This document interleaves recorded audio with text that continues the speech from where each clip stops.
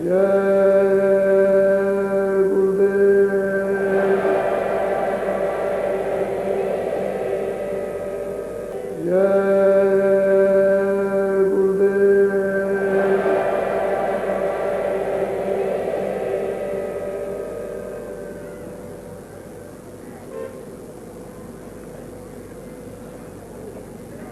नर नारियों, बच्चों बच्चियों,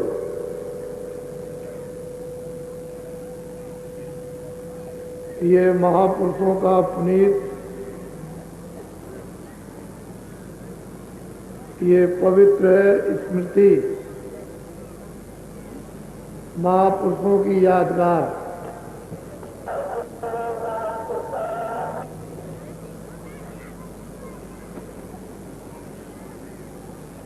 उन्होंने जो वस्तु अपनी दया और कृपा से दी और जिसके लिए आदेश दिया कि मेरा ये वक्त अब रह नहीं गया, इस वस्तु को जन आत्माओं को बांट देना।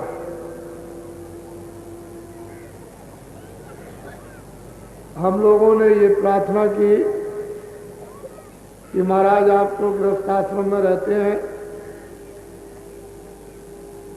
कोई अलग और थलग कोई एक छोटा मोटा आश्रम होना चाहिए। आपकी उपस्थिति में एक निर्माण हो जाए, आपकी बड़ी कृपा होगी। तो वो गांव से चलकर, चिरौली गांव से चलकर जिला अलीगढ़ से यहाँ मथुरा आए और ये पहले सन 46 में ये पगडंडी मार्ग था। इस रास्ते से आए और यहाँ आकर के वो बैठ गए और थोड़ी देर के बाद में बोले कैसे चलो। यहाँ उन्होंने कुछ नहीं कहा कि अच्छा उस पार एक आश्रम बनाओ। वहाँ झोपड़ी बनाई गई और रखी गई। रात्रि को उन्होंने कहा कि भजन करके तुमने देखा कि जमीन कैसी है। तो ये कहा गया कि महाराज भजन तो किया नहीं, अब देखेंगे रात को। फिर सुबह पूछा कि भजन इस जमीन पर हुआ कि नहीं। मैंने कि बिल्कुल भजन नहीं बना। सुबह 8:30 बजे बोले, कहने लगे इसमें आग लगा दो, ये जो झोपड़ी बनाई इसमें लगाओ आग।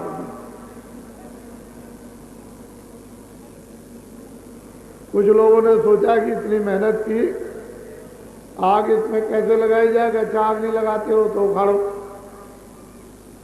और झोपड़ी अपने सामने उखड़वा के फिरवा दी। उसको तो गांव वाले लगे और कहने लगे चलो। वो बरसात का मौसम आ गया, जेठ का महीना था, बरसात आ गई। जब बरसात आई तो मैं इस जमुना के उस पार में एक मकान में रात को लेटा हुआ तो क्या देखता हूँ कि स्वामी जी ने आकर के उठाया और कहा कि खड़े हो जाओ, देखो ये क्या हो रहा। तो तमाम आदमी, तमाम जानवर, ये बहते हुए पेड़ और गांव के गांव डूब गए और ये सब हो गया और बड़ी चिल्लाहट हो रही। ये सब रात को स्वप्न में देखा और गांव वालों से कहा कि ये सब गांव डूब गए। ये गांव से कहता हुआ और एकदम से वहां से चल दिया। जब वहां स्वामी जी महाराज के पास पहुंचा चिरौली गांव में, तो उन्होंने पूछा कि भाई मथुरा का क्या समाचार। मैं सब ठीक है। कुछ नहीं बोले, चुप हो गए। थोड़ी देर में समाचार गया कि वो मथुरा तो सब डूब गए। गांव के गांव बह गए, जानवर बह रहे, आदमी बह रहे, सब बड़ा समाचार मिला। वो बोले, वो रात्रि को कहने लगे देखा तुम वहां झोपड़ी बनाते और बह जाते, रात को बैठे होते और बह जाते तो लोगों का भी नुकसान हुआ। तो तुम लोग संतों और महात्माओं को तो जानते नहीं हो कि वो क्या देखते हैं। अब इस पार में कभी भी तुम आश्रम मत बनाना। यमुना के उस पार में आश्रम बनाना, यानी अलीगढ़ से इधर। ये मालूम नहीं था, आश्रम तो बनाया था कृष्णानगर में, लेकिन ये नहीं मालूम था कि यहां भी बनाना पड़ेगा। जब यहां जमीन ली तो फौरन वो बात याद आ गई कि गुरु महाराज तो यहीं बैठे थे और उन्होंने कहा था उस पार आश्रम बनाने। तो कहने का तात्पर्य मतलब ये है, एक तो महापुरुष सब जानते हैं, उनसे कुछ छुपा नहीं होता है, और साधक भक्त सत्संग सुनने वाले नर नारी उनकी बातों को हजम नहीं कर पाते हैं, समझ भी नहीं पाते हैं, इसलिए वो उतनी बात कहते हैं जितनी जरूरत है, अधिक उसको घुमा के छुपा लेते हैं और बोलते नहीं। स्पष्ट भी नहीं समझेगा, इशारे में भी नहीं समझेगा, घुमा करके भी नहीं समझेगा, अर्थ का अनर्थ करेगा। तो उनकी ये पुण्य तिथि अगहन सुदी 10वीं को प्रति वर्ष ये 39 साल हो रहे हैं, ये मनाई जाती है। और इस स्थान पर बड़ी संख्या में लोग यहाँ पर उपस्थित होते हैं, हर वर्ग हर जाति में। इसमें जात पात का कोई भी किसी तरह का रगड़ा और झगड़ा नहीं, न किसी भी जात पात का कोई विवाद है और न किसी जात पात की कोई बुराई आलोचना।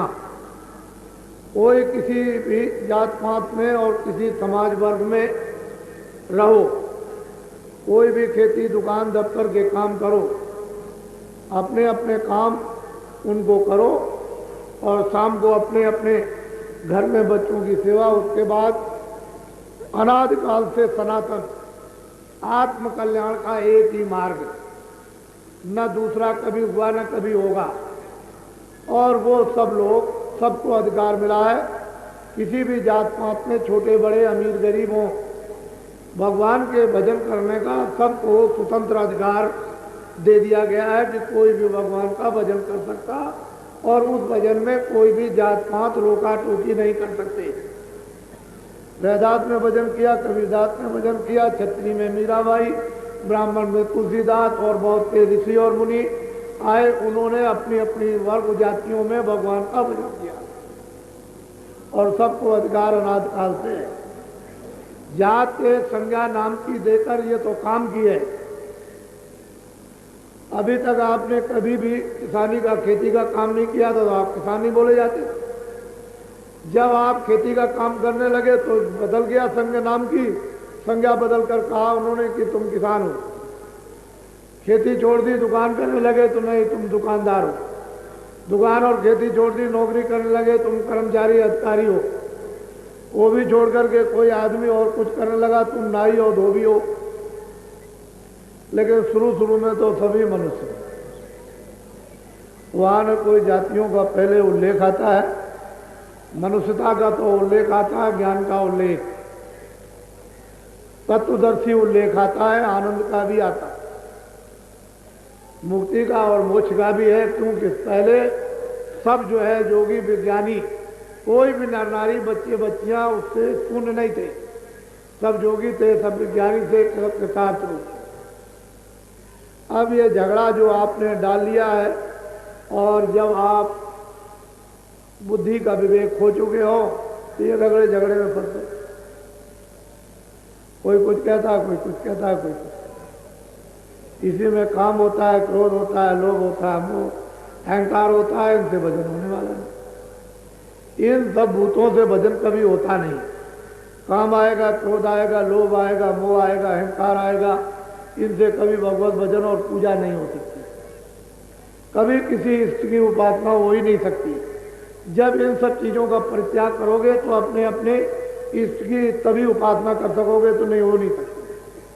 और ये यहाँ कोई रगड़ा झगड़ा नहीं, सब वर्ग के आते हैं, सब जातियों के आते हैं, पढ़े लिखे अनपढ़ आते हैं, यहाँ उपस्थित होते हैं। यहाँ कोई विशेष जात का काम नहीं। और ये सब लोगों ने अच्छी तरह से निरख और परख लिया और पहचान लिया, और हमारे यहाँ सब लोगों को सम्मान मिलता है। हम भी वैसे ही रहते हैं जैसे आप रहते हो। तो असली चीज ये है कि आप उन झगड़ों से अलग हो जाओ। बात जो है महापुरुषों की, उसको समझने की चेष्टा करो, और जो महापुरुषों ने अपना आशीर्वाद दिया है जिस आत्मधन को बांटने के लिए, उसको आप ले लो। यही आपके लिए सौभाग्य की घड़ी है। नहीं, ये भी वक्त समय निकल जाएगा तो फिर कुछ मिलने वाला नहीं। मोटी बातें हैं। अब वो समय समय के तरीके इस आध्यात्मिक धन को बांटने के लिए अलग अलग रास्ते अलग अलग हो जाते हैं। आपने देखा होगा जब फौजें लड़ती हैं तो एक तरीके से नहीं लगती हैं कि पुराना उपाय किया जाए। अब आधुनिक जमाने की लड़ाई अलग अलग है, तो उस तरीके को लेकर लड़ाई तो लड़ाई है। लड़ाई का तो मतलब लड़ाई है, लेकिन कोई आगे से घेरता है, कोई पीछे से, कोई ऊपर से घेरता है, कोई जमीन में से घेरने लगता है। अलग अलग मूल मतलब ये मारना। इसी तरह से संतों और महात्माओं ने जो काम समय समय पर किया, जब जैसी मेहनत हुई तब तैसा काम किया। इस समय मेहनत ज्यादा है तो ज्यादा घेराघारी, लेकिन वस्तु जो है अध्यात्म आत्माओं का धन है, उसे कैसे दिया जाए और कैसे लोग इसको स्वीकार कर लेंगे और उसका लाभ कैसे लेंगे, और मुक्ति और मोक्ष है इनको कैसे मिलेगी, जन्म मरण से कैसे बचेंगे, 84 नरकों की यातनाओं से कैसे छूटेंगे। मैन मुद्दा, असली लक्ष्य, निशाना तो महात्माओं का ही है।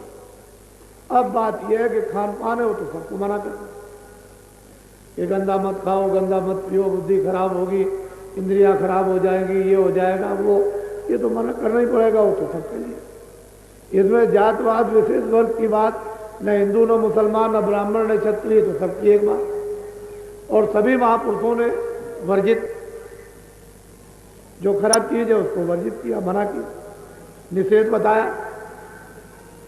तो वो तो आपकी किताबों में भी है, और किताबें नहीं समझते हो तो महात्मा समझा देते हैं। तो मोटी बात को मेरी बड़े ध्यान से आप सुनेंगे। ये बात कभी लेकर के भी मत जाना। और अब की बार उपस्थिति ये इस वर्ष में विशेष कार्यक्रम 86 में अभी हो गया, और मैंने जगह जगह हर स्थानों पर, हर प्रांतों में, 12 प्रांतों में सबको नामदान दिया। सुलभ और सीधा सबको रास्ता बतलाया। उत्तर प्रदेश हो, बिहार हो, बंगाल हो या आसाम हो, इन उड़ीसा में 12 प्रांतों में भ्रमण किया है। हर रोज सबको नामदान दिया और उनको बताया कि खान पान ऐसा तुम अपना शुद्ध और पवित्र रखना, जो खराब चीज है उसका परित्याग करने देना, और बाल बच्चों की सेवा और खेती दुकान दफ्तर के काम करना। लेट के करो, बैठ के करो, ये तुम्हारा बड़ा ही सौभाग्य है कि ये मालिक ने ऐसी प्रेरणा दी कि प्रांत प्रांत में इस वस्तु को जा करके बांट दो। तो खूब अच्छी तरह से ये लुटाई गई। और ये सोने चांदी हीरे जवाहरात से नहीं लुटाई जाती। न हीरे जवाहरात, सोना और चांदी राजपाट ये नहीं दे सकता। ये तो जब मालिक का आदेश हो जाएगा तभी ये अनमोल ये धन बटेगा, बगैर उसकी कृपा के नहीं हो सकता। तो खूब अच्छी तरह से 90 दिन तक बांटा गया, और जितने महीने इधर 4 मई के बाद हुए वो लगातार बट रहा, और अभी बराबर ये बढ़ता रहेगा। बड़े ध्यान से मेरी बात को सुनेंगे, और हर तरह की जो परिस्थितियां समाज में, जो जटिल परिवार में या खेती और दुकान और दफ्तरों के कामों में आ गई, उन परिस्थितियों को सुलझाने के लिए एक संकेत लोगों को फेंका, एक संकेत दिया कि तुम पीड़ित क्यों हो, तुम दुखी क्यों हो, तुम परेशान क्यों हो, तुम रोते क्यों हो, तुम बीमार क्यों हो, तुम झगड़ा क्यों करते हो, तुम जातियों के झगड़े में क्यों हो। इस तरह से तुम इसमें एक संकेत उनको दिया, और लोगों ने संकेतों को सुना और देश में उसकी जनमानस में चर्चा प्रारंभ हो गई। दोनों चर्चाएं चल रही हैं, मानववाद की भी चर्चा है और अध्यात्मवाद की भी चर्चा है। और दोनों को आपको ये पूरा कर दिया जाएगा कि अध्यात्मवाद भी पूरा हो और मानववाद भी पूरा हो, दोनों चीजें पूरी हों। जब तक मानववाद नहीं आएगा तब तक अध्यात्मवाद स्वप्न में भी नहीं आएगा। मानववाद की जरूरत। तो ये एक संकेत दिया वो लोगों, जितनी उनमें हजम करने की क्षमता थी उतना संकेत दिया, और अब दूसरा संकेत मिलेगा। उतना तो लोगों ने उसको जितना चाहा उतना हजम किया, और उसमें आदान प्रदान में बड़े तर्क और वितर्क से सब चीजें अपनी जगह पर आकर के फिर जितनी हजम करने की थी बैठ गई। अब दूसरी चीज उनको मिल जाएगी। पहले तो मैंने ये सोचा था कि चलो भाई मैं मेहनत करूं, तो 12 प्रांत 90 दिन तक तो मैंने मेहनत की और आपको दिखाने के लिए ले गया कि देखो लोग क्या चाहते हैं और क्या भाव है, क्या इनमें श्रद्धा है, ये सेवा कर सकते हैं कि नहीं कर सकते हैं, ये सुन सकते हैं कि नहीं सुन सकते हैं, इनमें धार्मिकता है कि नहीं है, इनको खड़ा होना या बैठना या प्रणाम करना आता कि नहीं। तो आपने 12 प्रांतों में पूरा अनुभव किया कि ऋषियों मुनियों ने ऐसा जकड़ कर सारे देश को एक धागे में बांधकर, जैसे माला के दाने उस धागे में बांधकर जकड़े रहते हैं, ऐसे ही ऋषियों मुनियों ने, साधु संतों ने इस देश के मानव को उस धार्मिकता में जकड़ के रखा, और वो इसको कोई मिटा नहीं। लोग ऐसा कहते थे कि आसाम में लोग बाबा नहीं समझेंगे, और जब वहाँ लोगों को सुनाया कितनी भीड़ें और उनसे पूछा कि कुछ समझ में आता, कह लगे सब समझ में आता। हमको आज तक ऐसा कोई महात्मा ही नहीं मिला, ना यहाँ कोई आया, ना उसने ऐसी बात सुनाई, ना ऐसा रास्ता उसने दिया। और ये क्या चीज़ है अशुद्ध खाना, ये तो कुछ नहीं है, छोड़ देंगे, नहीं खाएंगे आज से। अरे अनाज है, सब्जी है, फल है, दूध है, घी है, और सूखे और गीले मेवे हैं, और कपड़े हैं, पहनेंगे, गंदी वस्तु नहीं खाएंगे और नहीं पिएंगे। ऐसा लोगों ने खुल्लम खुल्ला कहा वहाँ के स्त्रियों पुरुषों ने। इससे ये मालूम है कि उनको बोध हुआ, हमें संकेत किया, उन्होंने कहा हम समझ गए। तो चीज ये है, अब की बार जो निकलने जा रहा है वो हमारी तरफ से नहीं है, वो टाट वालों की तरफ से है। कुछ वर्षों पहले, तारीख तो आपको मालूम है कि कब आदेश दिया गया था, किस सन में और किस साल में आदेश दिया था, ये तो आपको पता है टाट पहनने का, और आपने पहन लिया। अब ये टाट वालों का ये काफिला निकलेगा, और इनका एक सम्मेलन टाट वालों का सरयू जी तट पर अयोध्या के किनारे सम्मेलन होगा। उस सम्मेलन में रिद्धियां सिद्धियां और शक्तियां बांटी जाएंगी, क्योंकि मैं अकेले काम नहीं कर, और मैं इनसे बांट करके इनसे काम लूंगा। और जब इनको रिद्धियां सिद्धियां शक्तियां बांटूंगा और इनसे काम लूंगा, तो उसको देखूंगा कि ये काम करते हैं, कर सकते हैं कि नहीं कर सकते हैं, करने की क्षमता इनमें आ रही कि नहीं आ रही। ये मैं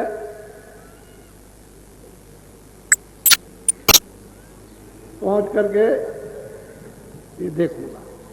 लेकिन ये अब की बार जो निकलेगा 80 दिन का और 11 प्रांत 8000 किलोमीटर की यात्रा का, वो इनका होगा। लेकिन मैं साथ जरूर रहूंगा। क्यों? इसलिए कि रिद्धियां सिद्धियां शक्तियां बांटूंगा, उसका दुरुपयोग तो ये लोग नहीं करेंगे। नहीं दुरुपयोग कर दें तो बड़ा भारी नुकसान हो जाएगा, तो फिर फायदा नहीं होगा। तो उसका कंट्रोल करूंगा, नियंत्रण में रखूंगा। तो साथ तो रहूंगा, क्योंकि टाट तो मैंने पहराया, और फिर इनको रिद्धियां सिद्धियां शक्तियां बांटूंगा 80 दिन के लिए। तो नियंत्रण तो रखना ही पड़ेगा। ऐसे इनको छोड़ करके अगर भेज दूं तो ये बड़ा भारी नुकसान करते हैं। तो कुछ का कुछ कर देंगे। तो आज अभी तो मैं बात आपको बाद में बताऊंगा, पहले सत्संग सुने। सबसे पहले ना यहाँ कोई समुद्र था, ना यहाँ कोई पृथ्वी थी, ना यहाँ कोई आकाश था, ना यहाँ अग्नि थी, ना वायु। इन पांचों तत्वों में से इसमें कुछ भी नहीं था। जब यहाँ पृथ्वी नहीं होगी तो पानी नहीं होगा, और पानी पृथ्वी नहीं होगी तो अग्नि और वायु नहीं होगी, और आकाश नहीं होगा तो यहाँ पर वेद पुराण पुराण उपनिषद ऋषि मुनि साधु संत महात्मा सतयुग त्रेता द्वापर कलयुग कुछ नहीं होगा। जब यहाँ कुछ नहीं था तो ब्रह्मा विष्णु महादेव स्वर्ग वैकुंठ 14 भवन 14 तब कुछ नहीं थे। फिर इसके बाद न शक्ति थी, न माया थी, न निरंजन भगवान थे, न ब्रह्म थे, न पार ब्रह्म थे। कोई चीज यहाँ पर नहीं थी। तो अब आपको मालूम हो गया होगा कि न पाप था, न पुण्य था, न नरक था, न चौरासी थी, और न जन्म था, न मरण था। जब तुम थे ही नहीं, कुछ नहीं। रामायण को फिर पढ़ो, एक अनीय अनामा अग सच्चिदानंद प्रभु धामा।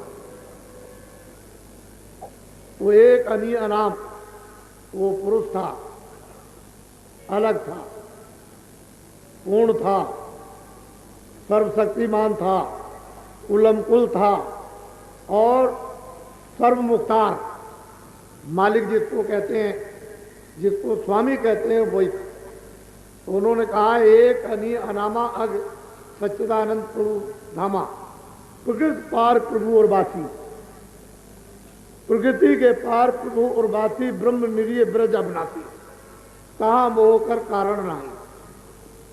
और कहते हैं ऐसे सूर्यों का वहां प्रकाश क्या करेगा।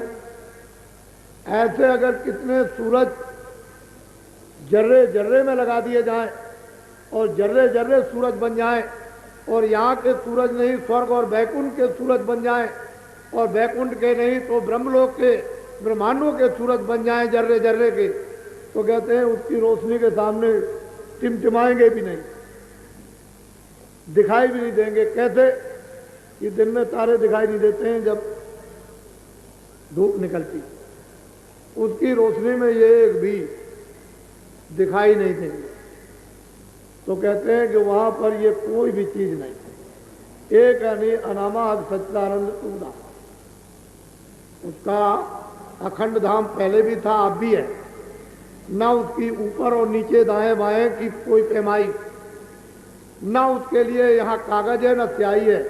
पूरा समुद्र गोल दिया जाए और इसकी स्याही बना दी जाए, और पूरे जंगलों के पत्तों की कलम बना दी जाए, जितनी घास खड़ी है उसकी कलम बना दी जाए, और बोर बोर करके लिखा जाए, तब भी लंबाई चौड़ाई की पैमाई नहीं लिख सकते हैं, इतना लंबा चौड़ा है। एक अनीय अनामा सच्चिदानंद प्रभु धाम, उसको अनाम कहते हैं, कुछ नहीं था। वो अकेला अब भी है, पहले भी था, आगे भी है।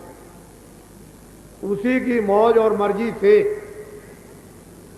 अगम लोक बना, उसी की मौज मर्जी से अलग लोक बना, उसी की मौज मर्जी से सतलोक बना। और तीनों लोकों में अनामी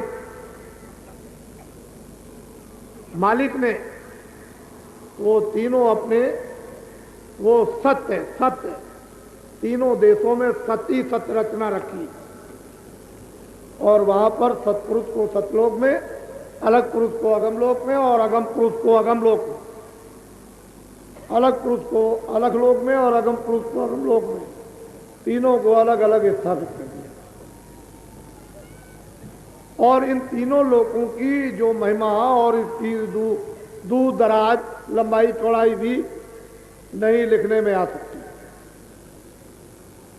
ये वैसे के वैसे अब भी हैं, और वो अनामी लोग, अनामी पुरुष वो अलग, और इसके बाद जो रचना का विस्तार हुआ है वो सतलोक सतपुरुष से, इन्हीं की मौज और मर्जी से, सतपुरुष की मर्जी से जो सतलोक में जो विराजमान है, इन्हीं ने सब रचना का, और इन्हीं के यहां से सारा भंडार ये मिला।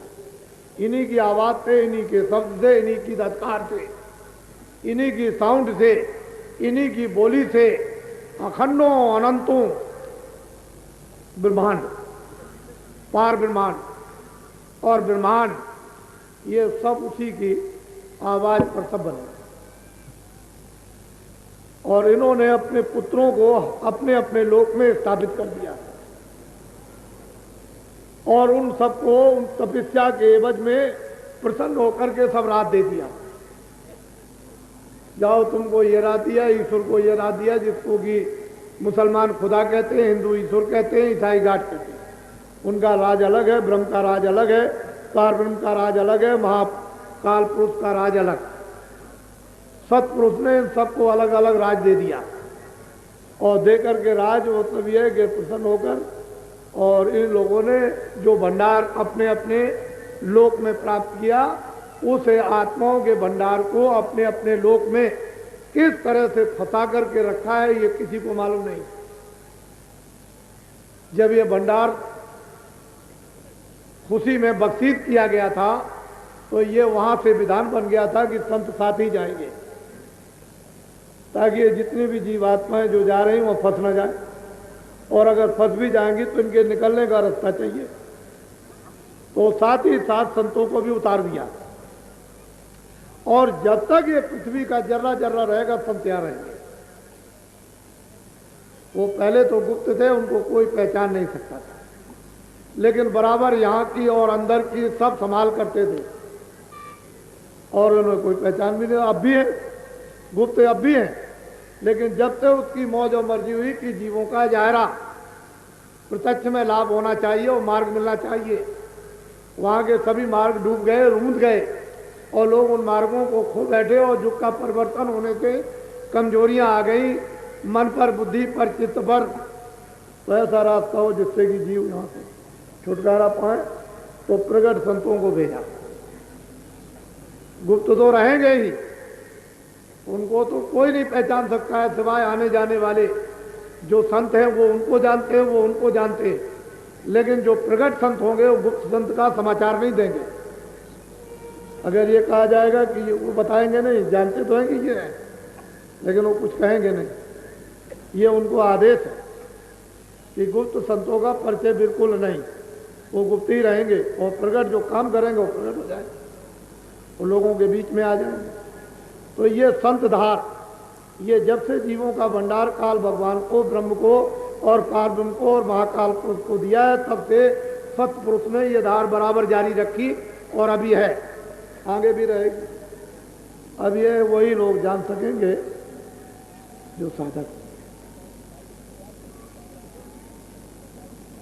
साधकी जानते हैं, साध जानते हैं, संत जानते हैं। साधुओं का दर्जा संतों के निकट ही लगभग होता है।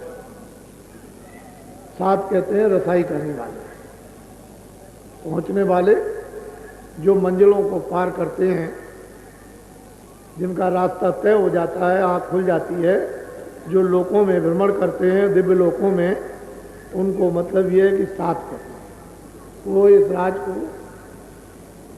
जानते हैं।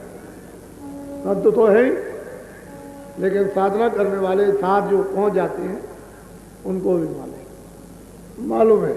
कल मैं ये बता रहा था कि इसके अतिरिक्त अपने अपने मंडलावर्ती पुरुष अपने अपने नुमाइंदों को यहां रखते हैं।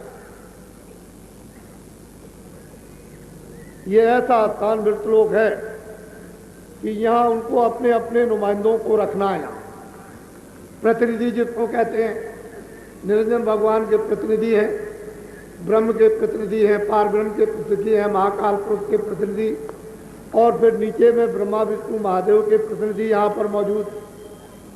तो वो प्रतिनिधि रहते हैं और वो ये बताते हैं कि आपकी भक्ति कौन कर रहा है, आपकी भक्ति कौन कर रहा है, आपको कौन मार रहा है, आपको कौन मानता है, आपको कौन मानता है, नाम का कौन मानता है, वैसे ही कौन मानता है, धोखेधड़ी से कौन मानता है, ये सब बताते हैं। और कितनी संख्या अब हो गई कि मानती कि नहीं मानती है, कि सबका नाश हो गया, ये सब वहाँ अपने अपने मंडलों में, और वो अपने अपने प्रतिनिधि उनको बताते हैं, खबर देते रहते हैं, लेकिन किसी को क्या मालूम कि क्या होता है। और उनको उस प्रकार के कड़े आदेश होते हैं। तो ये मैं इसलिए बताना आपको चाहता था कि जब संतों का संकल्प रहता है तो ये कुछ नहीं कर पाते। अगर ये कोई चाहे भी कि संतों के संकल्प के सामने हम कुछ करें तो कुछ नहीं कर पाएंगे। उनका संकल्प जो होता है सर्वोपरि और पूर्ण समर्थ होता है, पूरा अधिकार होता है उनके संकल्प में। और नीचे के जितने भी लोग होते हैं उनके पूर्ण संकल्प नहीं होते, इसलिए वो पूरा काम नहीं होता। तो इस समय पर जो उनके प्रतिनिधि यहां पर रहते हैं उनकी भी बात मानने को तैयार नहीं, तो फिर क्या होगा? नाश हो जाएगा, अनर्थ हो जाएगा। हो रहा अनर्थ हो रहा। फिर जब वो प्रतिनिधि खबर देते हैं कि सृष्टि धर्म से विहीन हो गई, सत्य से विहीन हो गई, प्रेम से विहीन हो गई, पहचान से विहीन हो गई, तो फिर कोई एक विप्लवकारी, वो एक कारण बनाने वाली आत्मा भेज देते, तो कारण बनेगा, कार्य होगा। तो ये बड़े ऐसे राज हैं कि बिना दिव्य नेत्र ज्ञान चक्षु खुले हुए मालूम नहीं होंगे। और फिर बुद्धि के तो जो बुद्धि का ज्ञान है वो वही समझ में नहीं आता। आध्यात्मिक जो ज्ञान है वो तो समझ में कैसे आएगा? वो बहुत मुश्किल है। तो वो कुल्लम कुल मालिक है, शहंशाहों का भी जो शहंशाह, बादशाहों का भी जो बादशाह है, एक अनिया अवनामा सच्चिदानंद प्रभु धामा, वो तो कभी यहाँ न आया न कभी आएगा। तो पहले भी वही था, अब भी है और आगे भी रहेगा वही। अब जो उनके आएंगे यहाँ ले जाने वाली उनकी हस्तियाँ, उनकी शक्तियाँ, उनके प्रतिनिधि, वो दया करके, कृपा करके और समझा कर और तुमको सफाई करके और ये और सब मदद दे करके और फिर खड़ा करके ले जाते। तो कितनी मेहनत पड़ती है आपको मालूम?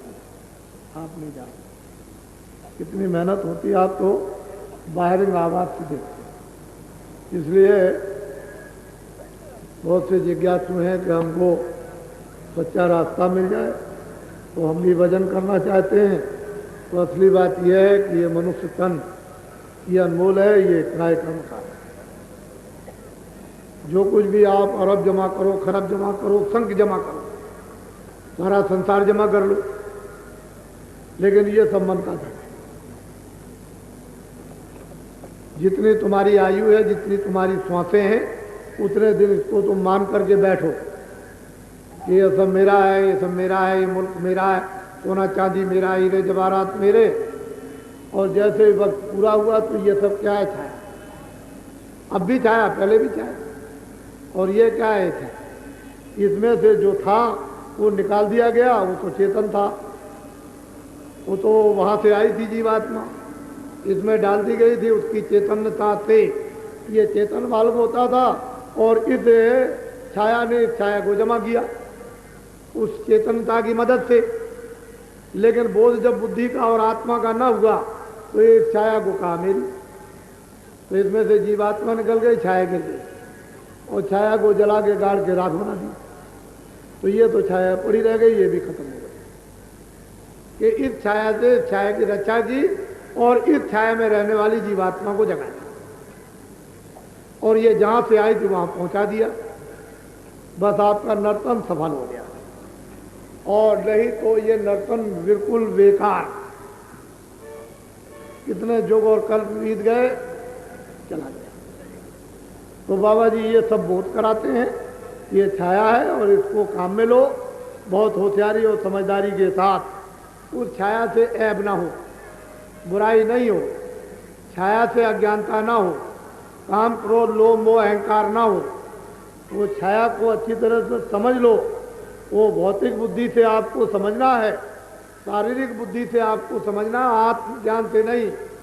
पहले इससे समझो कि छाया छाया, उसमें माया नहीं, माया की छाया। माया तो चेतन है लेकिन छाया जड़ है।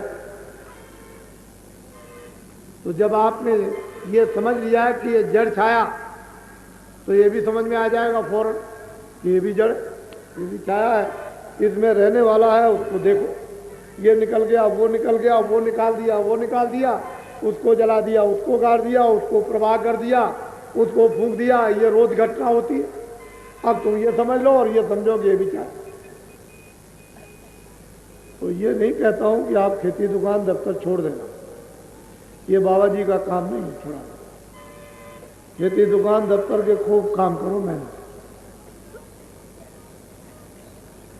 और जो कुछ भी ले आओ, कोई तनख्वाह ले आता है, कोई दुकानदार सामान ले आता है, किसान अनाज ले आते हैं, तो घर में ले आकर के बच्चों को खिलाओ, कौन मना करे।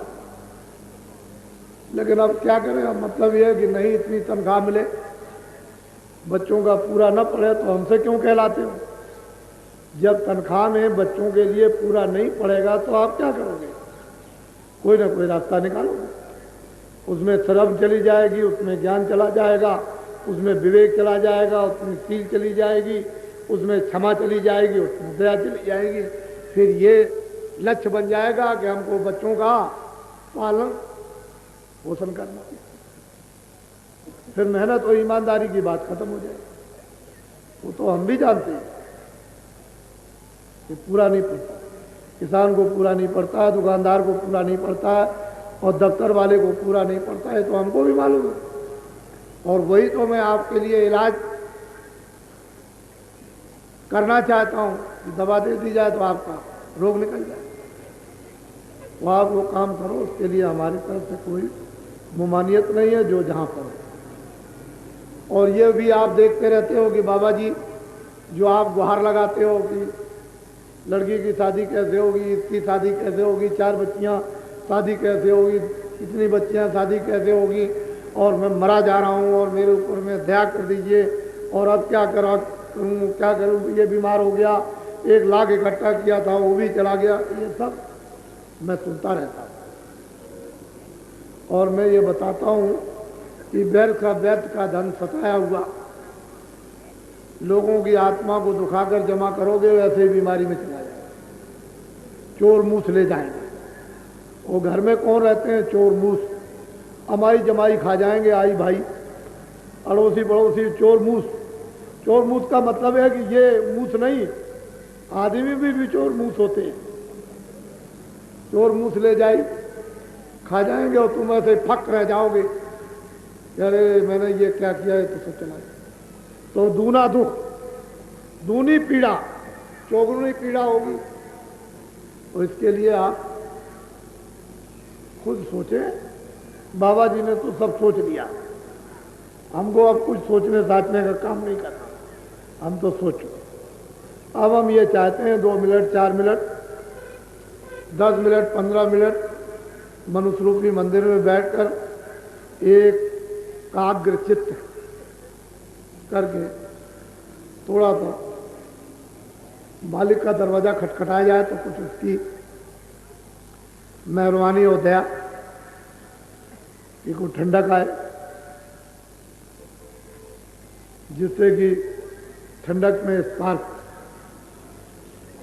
जैसे बिजली का तार लग जाता है तो स्पार्क होता है, फक रोशनी होती है, फक बुझ जाती है, उसकी ठंडक से स्पार्क एकदम से ऐसा मारेगा, करंट था तो दिमाग ही उलट जाएगा।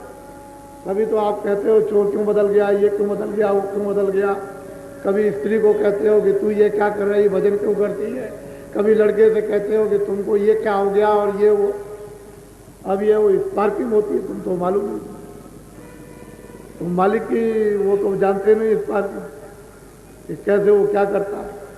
वो तो ऐसे करेगा, तो तुम ऐसे ही रह जाओगे। तो मैं थोड़ा सा लोगों को नामदान दे दूं, सब लोग शाकाहारी हो जाओ।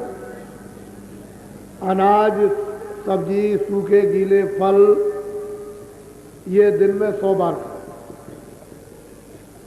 और हजम कर सकते हो तो 100 गिलास दूध के रोज पियो। मैं आपको मना करूं तब आपको, लेकिन यह है कि शराब से न तो घर चलेगा, न देश चलेगा, न जाति चलेगी, न कौम चलेगा, न परिवार चलेगा, ना कोई धर्म चलेगा, ना कोई बच्चे चलेंगे, ना बच्चियां चलेंगी, ना स्त्री। शराब पियोगे घर बर्बाद, बच्चे बर्बाद, स्त्री बर्बाद, धन बर्बाद, नाम बर्बाद, धर्म बर्बाद, कर्म बर्बाद, लोग बर्बाद, परलोक बर्बाद, सब बर्बाद। शराब एक ऐसा नशा, क्यों किसी को बख्शे, क्यों किसी को माफ करे? पढ़ा लिखा पिए, अनपढ़ पी ले, जो पी ले तो गिर जाए। मैं अभी आ रहा था एटा के पास, उधर से कानपुर की तरफ से, तो रात को 9 बजे पास कर रहा था, तो 2 आदमी उसको पकड़े हुए गिरा जा रहा, उसको होश में आ जा, होश में आ जा रहे, दोनों पकड़े हुए गिरता है। उसने उनका ये भाई देश चला रहा, ये देश चला रहा है, ये घर चलाएगा। वहाँ दिल्ली में बैठ कर बड़े बड़े लोग पीते हैं, बेहोश हो जाते हैं, तो सारा देश चल रहा, चल गया देश। इसलिए देश बर्बाद, घर बर्बाद, समाज बर्बाद, लोग बर्बाद, बच्चे बर्बाद, स्त्री बर्बाद, धर्म बर्बाद, कौम बर्बाद, सब बर्बाद हो जाए। इसलिए इसको छोड़ दो, छोड़ दो इसको। इसी को कहकर के तुमने पता नहीं कि ये बहुत खराब चीज है, बहुत ये है, बहुत वो है, बहुत वो है। और इस शराब से हिंदुस्तान में जितनी बदमाशियां, ये सब आती हैं। जितनी बदचलियां मन में हो, बुद्धि में हो, चित्त में हो, इंद्रियों में हो, हाथ से हो, पैर से हो, जितनी बदचलियां सब शराब पीने से आती हैं। कोई बाकी रहने की बात नहीं है। शब्दों से कहा जाए तो कहोगे बाबा जी ऐसे शब्दों का प्रयोग क्यों करते हो, वो मैं नहीं करना चाहता। तो शराब एक ऐसा घृणित निकृष्ट नशा है, इसको छोड़ दीजिए और खाओ पियो, खाना सब्जी है, फल है, दूध है, घी है, कपड़े पहनो, मतलब सेवा करो बच्चों की, आए गए की, और इज्जत करो और प्रणाम करो, और माँ को प्रणाम करो, आए बुजुर्गों को प्रणाम करो, और दूसरी देवियों को तो आप खूब सेवा करो। तुम दवा दे दो, तुम गरीबों को मतलब है भोजन कराओ, और ये सब काम क्या है, जितना तुम्हारे अंदर यथाशक्ति। एक दाने की एक दाना दे दो, एक बूंद की एक बूंद दे दो, और मतलब एक पैसे की एक पैसा दे दो, जो आप पीछे। हम कब मना करते? लेकिन ये नहीं कि जो आप कहते हो कि हिंदुस्तान में भिक्षुकपना बंद कर देंगे, ये भिक्षुकपना ऐसे बंद नहीं होता। फिर घर घर में सब गरीब हो जाएंगे, और घर घर में फिर भीख मांगने लगेंगे कि मेरे पास कुछ नहीं, मेरे पास कुछ नहीं, मेरे बच्चे रोते हैं, मेरी स्त्री रोती है, मेरा ये रोता, मेरा ये, घर घर में भिक्षुक बन जाएंगे। ऐसे भीख बंद नहीं होती। बिना महापुरुषों की शिक्षा तालीम, बगैर उनके उपदेश के ये भिक्षुकता जाएगी नहीं, चाहे जितने भी प्रबंध आप कर लो। मैं जब दिल्ली में जाता हूं तो लोग कहते हैं बड़े कानून बन गए, कोई भीखने वाला आए चौराहे पर, लोग कहते हैं महाराज किसी का हाथ कटा, किसी का कुछ कटा, किसी का कुछ कटा, और बस हाथ ऐसे फैलाते इस मोटर के सामने। वहाँ दिल्ली में देखिए जहाँ पर कानून बनता, वहीं हर चौराहे पे भीख मांगते। ये ऐसे जाने वाला नहीं, भीख के रास्ते ही दूसरे हैं। देश में भीख मांगने वाले रहेंगे, और भीख मांगने वाले रहना चाहिए, क्योंकि कर्मानुसार अमीरी गरीबी, कर्मानुसार रोगी निरोगी, कर्मानुसार अपमान और सम्मान, तो भीख मांगने वाले रहें। अगर भीख मांगने वाले नहीं रहेंगे तो प्रेरणा कैसे होगी कि दान किसका नाम होगा? वो तो हर चीज जब अधिकार दे दिया तो सब चीजें मालिक ने रख दी, उसका अधिकार दिया, उस अधिकार का उपयोग करो, उसका फल लो। कर्म क्षेत्र ये भूमि है, जो जैसे कर्म करेगा उसका फल पाएगा, और कर्म प्रधान विश्व रच रागा, जो जैसे करे तो आप नामदान लो और आज ही इससे भजन करना शुरू कर दो। ये दीक्षा पहले युगों में उपदेश और मंत्र कहा करते थे कि भाई मंत्र दे दो, दीक्षा दे दो, गुरु मंत्र दे दो, तो ये नहीं, ये नामदान है। इसलिए नामदान है कि इस नामदान से आत्मा जागती है। ये सर्वोपरि नामदान है, इससे बड़ा संसार में कोई दान नहीं। और ये दान जब भी मिलता है जब उसकी दया हो, बगैर उसकी दया के ये नामदान मिलता नहीं। और वो जब आदेश देता है उन महान शक्तियों को, महान आत्माओं को कि ये बरसात की तरह से तुम बरसा दो, वो बरसा देते हैं। और वो नामदान दिया हुआ जमीन में, हृदय रूपी जमीन में पड़ा रहेगा। जब वक्त और समय आएगा तो धीरे से हमको जमेगा, फिर उसी से जमेगा और पौधा बन जाएगा। तो उनको घबराने की क्या जरूरत, वो तो नामदान है मालिक का, वो तो डाल दिया बीजा, जमेगा। जब वक्त और समय आएगा, मौसम उसका आएगा, इसको आप ले लीजिए और ये पैसे से नहीं होता। वो जो भगवान का नाम बोलूंगा सब लोग एक साथ एक आवाज में बोलना, आगे पीछे नहीं। पहले मैं बोलूंगा, उसके बाद में आप। जो नाम मैं बोलता जाऊंगा आप बोलते जाना, जब मैं चुप हो जाऊंगा तो आप चुप। बोलो जय गुरुदेव। आंख बंद करने के बाद उंगली में उंगली डालना दोनों कानों, तो दोनों कानों को भी बंद कर लेना ताकि बाहर की कोई आवाज अंदर न जाए। इसलिए अंदर नहीं जाने देना कि जीवात्मा के कान से सुनने का काम जो ऊपर से देववाणी ब्रह्मवाणी हो रही है उससे सुनना है।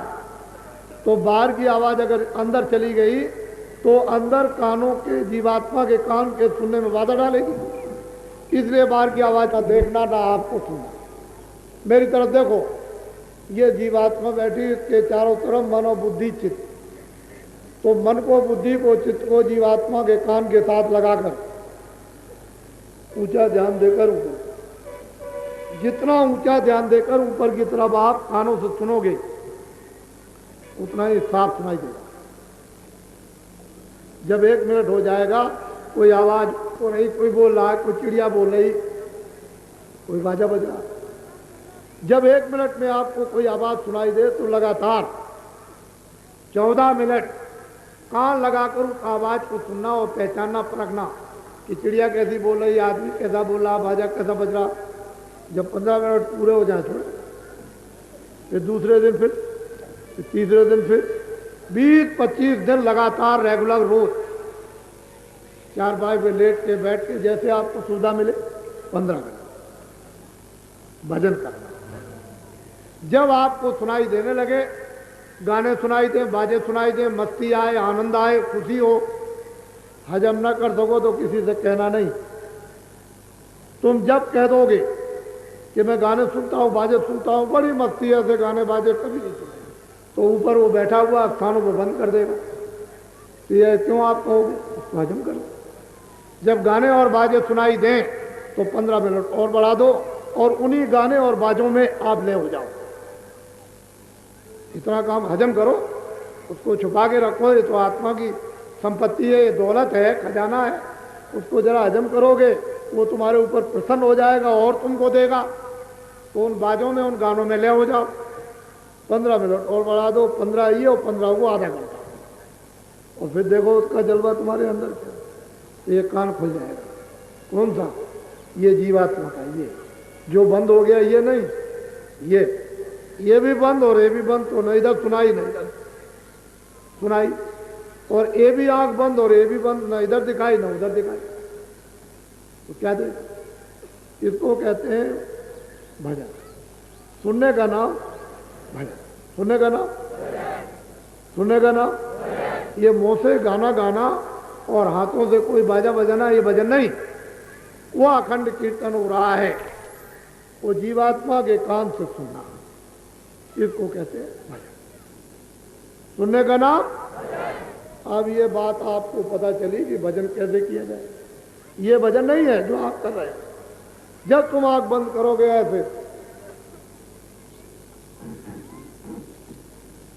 लेट कर, जब तुम लेट जाओगे और अंदर के कान को जब तुम खुलने दोगे, उसकी सफाई करने दोगे और कुछ समय तो ठोकर मारोगे दरवाजे पर, तब खुल जाए, तब आवाज ऊपर से सुनाई देगी। वो तो उसमें कशिश है, वो तो आकर्षण है, वो तो बिजली का जैसे पावर आता है वैसे वो आ रहा। वो तो मतलब है कि सब गंदगी को साफ करो। तो तुम इस युक्ति को नहीं जानोगे, इस भेद को नहीं जानोगे, इस राज को नहीं जानोगे, तो कैसे तुम भजन कर सकते हो? आपको मालूम है? तो ये पता चला कि आपके पास कान है, 2 कान बाहर के, एक जीवात्मा में कान है, और उसी से जब सुना जाएगा उसी का नाम भजन। अब दूसरा है ध्यान। ध्यान 5 मिनट, चारपाई में बैठ जाओ, लेट जाओ, इस तरह से दोनों आंखें बंद कर लो, ये बीचों बीच में आंख, इन आंखों को बंद कर लेना, बाहर से कुछ नहीं देखना। ये बीचों बीच में जो आंख है उससे बिल्कुल एकदम सामने सीधा। तो शुरू में तो आपको बिल्कुल अंधकार कि कुछ नहीं है, अपनी आंख को ऐसे इस तरह से एकाग्र करो, ऐसे हिलाना नहीं, ऊपर नीचे ऐसे रोको, ऐसे एक जगह टिकाओ। जब आंख इस तरह से आधे मिनट खड़ी होगी, ऐसे रुक जाएगी, एकाग्र हो जाएगी, तो उसी के सामने एक छोटी सी चमकदार एक रोशनी, एक प्रकाश बड़े जोर का आएगा। तो उसकी चमक से तुम्हारी वो आंख जो दिव्य आंख है, तीसरी आंख है, ज्ञान चक्षु है, शिव नेत्र है, उस रोशनी को देखकर गिर जाएगा। कुछ मेहनत आपको करनी, कुछ हमको, उनको क्या गंदगी को धोने के लिए मन साफ हो जाए, बुद्धि साफ हो जाए, चित्त साफ हो जाए, अंतःकरण साफ हो जाए और आत्मा साफ हो जाए, तो कान खुल जाए और आँख खुल जाए। तो कुछ हमको आपको तो मेहनत करनी है और ऊपर से क्या हो जाए। आप कहोगे हम कुछ नहीं करेंगे, ये तो करना ही पड़ेगा, क्योंकि तो करने का अधिकार आपको दिया। इसको कहते हैं सुमरन। तो 3 चीजें, भजन सुनने का नाम, ध्यान देखने का नाम, इसका नाम सुमरन। 5 नाम लिख लेना, टाट बालों से 5 रूप लिख लेना, 5 स्थान लिख लेना और एक के बाजे लिख लेना। फिर इनसे कहना कि हमको भजन बताओ, हमको सुमरन बताओ, हमको ध्यान बताओ। ये सब बताएंगे, इनकी ड्यूटी है। जो भी टाट वाला मिले फट पकड़ो और फौरन लिखा लो। जब कागज पे लिख लेना तो याद चुपचाप कहीं बैठ करके उसको ऐसे करके याद करना। कोई बगल में आ जाए तो उसको दिखाना नहीं, और याद करके 5 नाम, 5 रूप, 5 स्थान और हर एक की आवाज़ें और कागज फाड़ देना। वो भी मत दिखाना, हमको तो बताने का आदेश है, आपको बताने का आदेश नहीं। फिर उसको फाड़ करके और फिर भजन ध्यान और सुमरन में काम लो। और जो भी सुनाई दे, जो भी दिखाई दे, चाहे बच्चा हो, चाहे देवी हो, चाहे वो पति हो, चाहे कोई और भी हो, मित्र हो, कभी किसी को बता नहीं, अंदर हजम करते जाओ, तो ऊपर से फिर प्रकट होता जाएगा। और जो तुमने कह दिया बंद, चाहे जितना करो कुछ नहीं। फिर ये मत कहना कि पहले होता था अब हमको नहीं, अब बंद क्यों हो गया। मैं सुनने के लिए तैयार नहीं, मैं पहले से सब आपको समझा देता हूँ। ये बात अब जितने भी जिलों के लोग यहाँ पर थोड़े से उपस्थित हुए हैं, क्योंकि आपको ये बता दिया गया है कि उत्तर प्रदेश में 4 तीर्थ पड़ेंगे। पहला मथुरा और दूसरा अयोध्या और तीसरा काशी और चौथा प्रयागराज। 26 तारीख को यहाँ से ये कार्यक्रम, ये काफिला चलेगा। इसी महीने में दिसंबर में 26 को, और टाट वालों का सम्मेलन होगा अयोध्या में। वो सब के सब पहुँच जाएंगे अयोध्या। वो 26 को शाम को जितने लोग होंगे वहाँ पहुँचेंगे।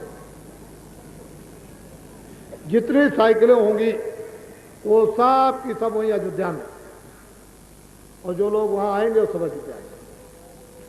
वहाँ इनका सम्मेलन होगा और वहाँ से काफिला चलेगा। और जितनी भी छोटी और बड़ी जो स्कूटर है या बुलेट है या मतलब यह कि मोपेड है, जितनी भी मोटरसाइकिलें छोटी और बड़ी, ये सब की सब आपको शाम को बताऊंगा कहाँ पर इकट्ठी होंगी साइकिलों, तो वहाँ होंगी। और तुम्हारी जिंदगी को धिक्कार है, बाबा जी ने एक एक जिले में 5-5, 6-6, 7-7 लाख आदमियों को नामदान दिया। अगर तुम ऐसे उच्च और बड़े से काम को, अगर एक जिले से 25,000 साइकिलें तुम लेकर के निकल पड़ो तो दुनिया में क्या नहीं हो जाएगा। तुमको चुल्लू भर पानी में डूब के मर जाना चाहिए। तुम अभी समझते नहीं कि क्या होने जा रहा। तो उसके लिए बाबा जी ने ये कहा कि पहले काफिले में 675 आदमी थे, 7 पुरानी साइकिलें थी और 40 से ऊपर मोटरसाइकिलें थी और कारें थी, मटाडोर जीपें थी और 7 ट्रक। 675 आदमी, कभी 650, कभी 675। ये मेरे साथ में 90 दिन तक लोग चलते रहे। और अब की साल इस जो काफिला निकलेगा टाट वालों का, इसमें तो 20,000 साइकिलें होंगी।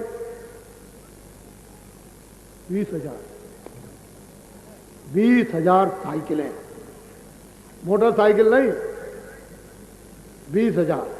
और इसके साथ ट्रैक्टर भी होंगे, इसके साथ कारें भी होंगी, मटाडोर भी होगा, उसके साथ सामान खाने का ट्रकों पर भी होगा। तो आपको मालूम होना चाहिए कि 7,000 के लगभग तो मोटरसाइकिलें होंगी।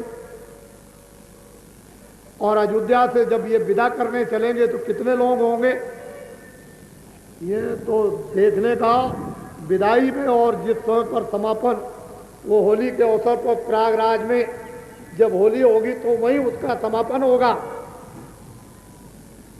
8,000 किलोमीटर और 11 प्रांत और 80 दिन ये काफिला बराबर चलता रहेगा। क्या करेगा जब 20,000 साइकिलें होंगी तो ये वो होगा अखबार और पेट में भरेगी स्याही। ये खत्म होने वाला नहीं बंदा, तू देखना कैसे काम होता है। धर्म का प्रचार और मानवता का प्रचार कैसे होता है ये तो वक्त बताएगा। ये अखबार होगा जो प्रश्न का तुरंत उत्तर। तुमने जो साइकिल खरीदी है, जानवर बेच करके, स्त्री का जेवर बेच कर जो नेम प्लेट लिखो कि ये मेरा गांव है और ये मेरी तहसील है और ये मेरा जिला है और मैं किसान हूं और ये मेरा नाम है, वहां नीचे लिखना कि मैंने स्त्री का जेवर बेच के साइकिल खरीदी 500 रुपए की। 1 बीघा जमीन खरीदी मैंने, मोटरसाइकिल खरीदी, वो सब उस पर नीचे लिख देना कि जमीन बेची, मोटर। अगर कर्जा तुमने लिया है किसी से तो लिखना कि मैंने ये कर्जा लिया है, मैंने साइकिल खरीदी या मोटरसाइकिल खरीदी। ये नेम प्लेट में सब रहेगा। और नीचे लिख देना नीचे कि 2 रुपए रोज का खाने का दिया। क्या लिखोगे? जोर से बोलो। 2 रुपए रोज का खाने का दिया। फिर जब कोई पूछे कि खाने का 2 रुपए में नहीं आएगा तो ये पूछना गल्ला मेरा, ये मेरा गल्ला, मैं खा रहा हूं अपनी कमाई का, खून पसीने का। उस नेम प्लेट में लिखना कि मैंने जमीन बेची, कर्जा लिया, स्त्री का जेवर बेचा, या मेरे पास में मैंने आमदनी में से साइकिल खरीदी। वहां नेम प्लेट में लिखा रहेगा। जो साइकिल पर टंगी रहेगी, जो साइकिल पर, वो नेम प्लेट अलग होगी और ये गर्दन पर जो टंगा रहेगा वो अलग होगा, वो चीज अलग होगी, उसमें सब लिखा रहेगा। ये सब आप याद कर लो। बोलो जय गुरुदेव। अभी बहुत लोग आ रहे हैं। आज रात को 12:00 पर इसी स्थान पर महापुरुष की जो दया मिलती है और मिली है पहले से और अब और आगे भी, वो यहाँ पर उनकी स्मृति है। ये बहुत दिनों से इस मंदिर जहाँ पर कि तमाम लोग आएंगे, हर प्रकार की उनको शिक्षा मिलेगी। ये आप बैठे, कितने दिनों से बैठे हो मंदिर के, ये उसकी एक बुनियाद भर दी गई। ये बहुत दिनों से इस स्थान पर सन 64 से ये मेला लगता आ रहा है। सन 64 से इसी स्थान पर। तो आपको ये जानना चाहिए कि 20 साल से ऊपर हो गए, 20 साल से ऊपर हो गए इस स्थान पर ये मेला लगते हुए। और ये देखिए ये दुकानें कितनी यहाँ पर लगी हैं, लेकिन अगले साल जो भीड़ इस स्थान पर होगी वो तो एक इतिहास और तवारीख बताएगी। कितनी भीड़ होगी इस स्थान पर वो तो आगे समय बताएगा आपको। लेकिन चूंकि अभी जो दूसरा कार्यक्रम है देश के अंदर में, उस कारण से उतने लोग जितने आना चाहिए था उतने नहीं आएंगे। ये तो हमने जगह जगह भी कह रखा था। तो आज शाम को जब सब आ जाएंगे तो इस सत्संग के बाद कुछ संकेत आपको दिए जाएंगे। बोलो जय गुरुदेव। देखो, जब आश्रम में इस पार और उस पार जब आप प्रवेश हो गए हो तो हर आदमी अपना समझेगा कि मेरा आश्रम है, मेरी जगह है, मेरा स्थान है। अपना समझ करके आप यहाँ आए हो, दूसरे का समझते नहीं। मैं भी आपका हूँ और आप भी हमारे। अपना स्थान समझो, अपनी जगह ढूंढ लो। बहुत हमने आपके ठहरने का प्रबंध कर रखा। अब यह है कि आपको थोड़ा सा सामान रख करके ढूंढ लो, और जो भी लोग उसके अंदर जहाँ जगह है जहाँ बैठे हों वो जगह दे करके उनको, जो नए लोग आए सामान लेकर, उनको सद्भाव प्यार के साथ में उनको कहें जगह आप आ जाओ।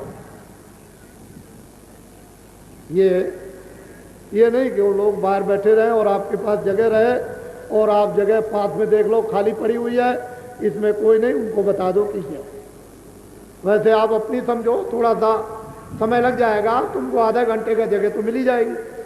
फिर अगर 10,000 आदमी भी आ जाए इकट्ठे तो अस्पताल में जगह है, फट से हम ठहरा देंगे। ऐसे तो जगह कर रखी है, इसके लिए तो कोई दिक्कत है, कोई परेशानी की बात नहीं है। ये आप कहाँ से, आप मेरे हो, मैं आप।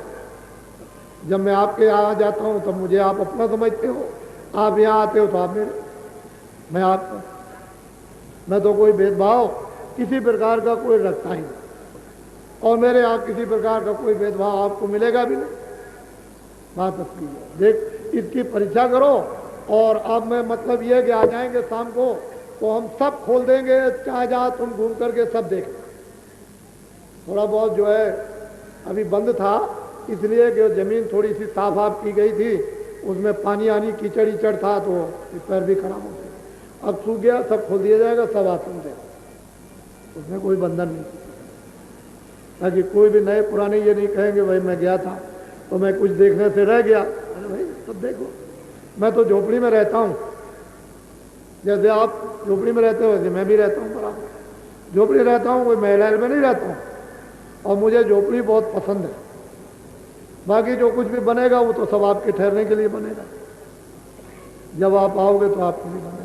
ये मेला सन 64 से लग रहा, और उसी तरह का अब भी है आज भी, और ये आगे भी उसी तरह का बढ़ता हुआ चला जाएगा। ये ऐसा नहीं है। जय गुरुदेव, जय गुरुदेव।